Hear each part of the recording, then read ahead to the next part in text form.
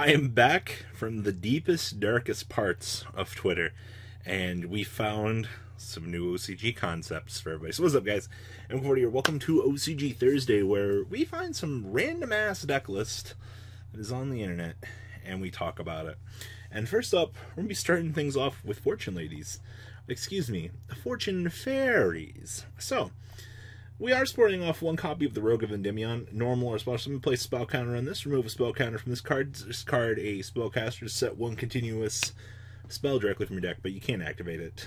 But you can activate cards or effects of cards with the name for the rest of this turn. So, I mean, hey, we can get whatever we want from our deck, aka the Miracle Stone, but there's that. So, let's dig on into these lovely little ladies and see what's going on here. So, we play triple copies of Fortune Lady, and when you draw this card, you can special summon this young little fairy, and then if this card is special summoned from the hand, you can banish one spellcaster monster from your deck. That's pretty cute, actually.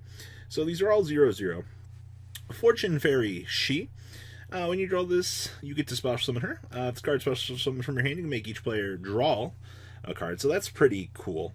We have triple copies of the Fortune Lady Fairy N. Draw it, special summon it. This card is special summoned from the hand. You target one set card your opponent controls and destroy it. And then we play triple copies of Hikari. Hikari, same thing when you draw her, special summon her. This card is special summoned from your hand. You target one monster. Or you can target one monster you control, send it to the graveyard, and if you do, special summon one level 1 spellcaster monster directly from your deck. So this is pretty cute for what we want here. We get the ability to put another body on the field. It's pretty good, actually. We play triple copies of Fortune Fairy Who. So, same thing as the others. When you draw her, special summon her. And then if this card is special summon, target one of your banished spellcaster monsters and add it back to your hand. So this does grant recursion in combination with your other fairies. Then we play the triple copies of Fortune Fairy Sui. So when you draw her, special summon her. If this card is special summoned from your hand, target one face-up monster on the field, banish it until standby phase of your next turn. So basically you get a Farfa-like effect for anything that your opponent might be putting on the field as threatening to you. So that's pretty important. Of course, the one Rogue of Endymion.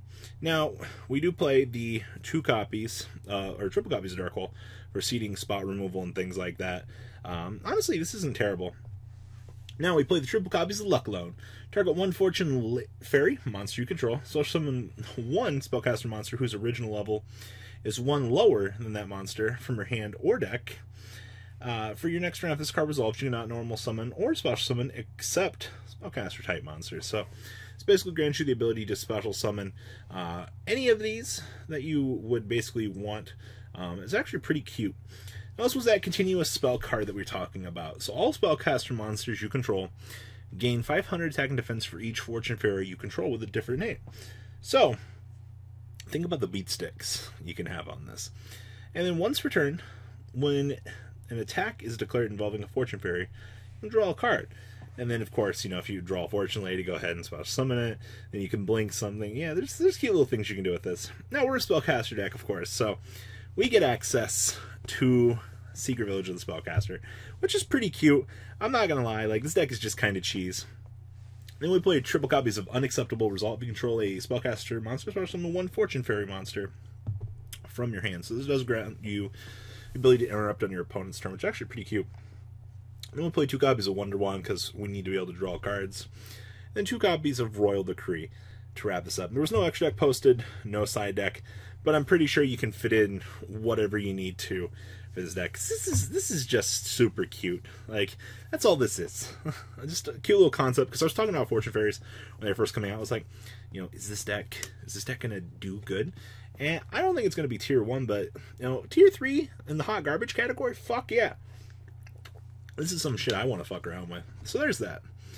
Next up on our list is, oh god, this is Gokipole. So, this is playing Giant Ballpark. So during damage calculation, if a player would take damage, you can make neither player take any battle damage. And if you do, you can send one level 4 or lower insect monster from your deck to the graveyard. Then, if you send a normal monster, you can special summon any number of monsters with the same name as that monster from your hand, deck, or graveyard. If a monster you control is sent to the graveyard by an opponent's card effect except during damage step, you can special summon one insect monster from your graveyard. So, you know, we don't have Sea Ranger Shine Black. But we got good things like this.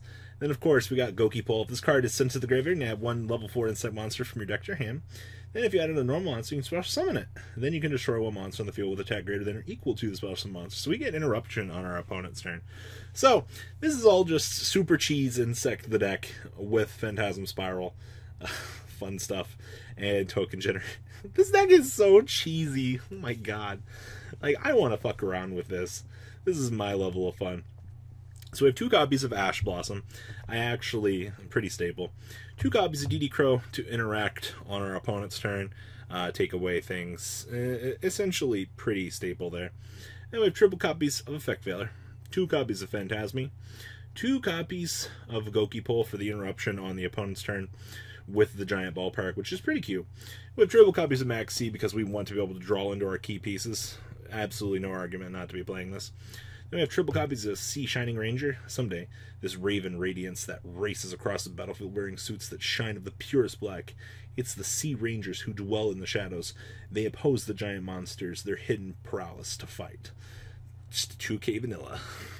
We have triple copies of Insect Knight. Triple copies of Giant Ballpark. 1 Feather Duster. Triple copies of Pacifist. 1 Terraforming. We have 2 copies of Heavy Storm Duster.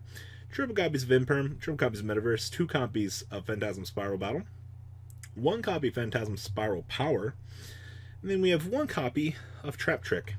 Down here in the extra deck, we have 1 Security Dragon, 1 Ningrisu, 1 copy of Mr. Radiant, 1 Crusadia Avermax, triple copies of Link Spider, triple copies of Insector Picophalania. When this card is linked to someone, you discard a card target one of this insect monster you control. Equip 1 insect monster from your deck to it as an equip card. It gains that effect, or gains this effect. Equip monster against 500 attack. Target 3 insect in your graveyard, shuffle them back, draw a card. It's not terrible. We have 1 Gaga Cowboy, 1 Starving Venom, 1 Violet Chimera, 1 Dragostopolia, and 1 copy of Diplexer Chimera.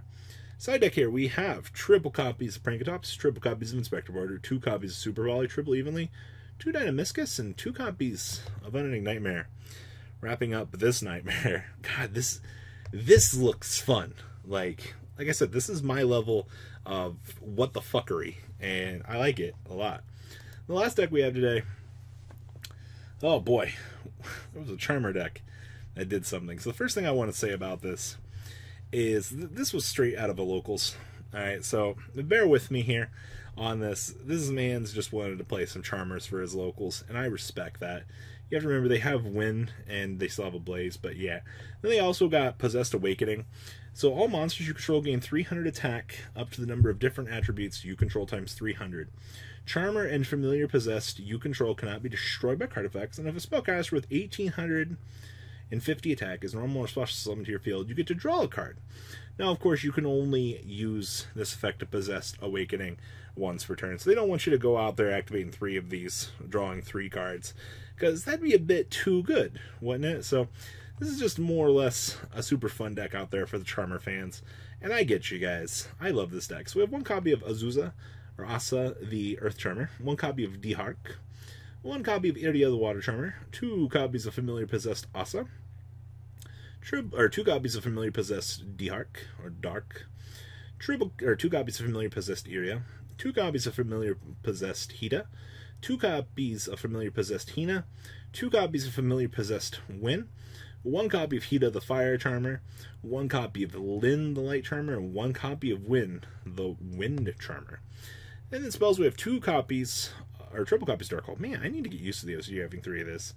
We have 1 copy of Harvey's Feather Duster, 1 copy of Monster Reborn, 2 copies of Moon Mirror Shield, triple copies of Possessed Awakening, 1 copy of Raigeki, triple copies of Secret Village. Once again, we're a spellcaster deck. We get to cheese our opponent.